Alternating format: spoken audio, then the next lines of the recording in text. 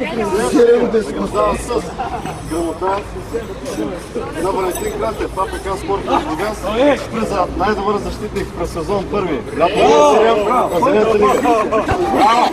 Да не мога просто Награждава с грамота Радослав Неделчев, ПТК Панатинаикос Бургас, най-добър нападател през сезон.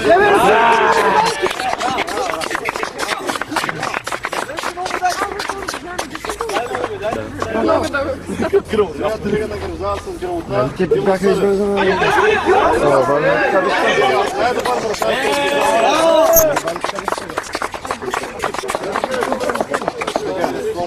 Бразилията лига награждава с грамота Живко Бъкев. Най-добър капитан на отбора.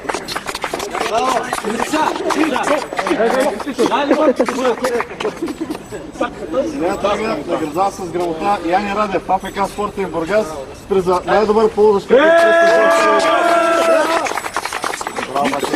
Яни, усмихни се на камерата. Зелената лига.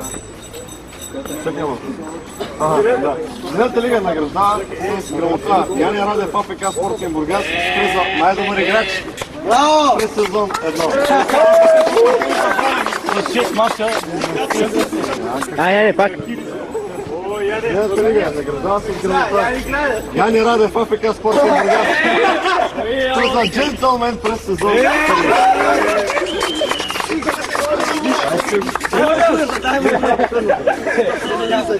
И последната грамота е за Слави Жеков, ПК Пестерите Бургас, с приза спортсменско поведение през сезон 1 лято 2007.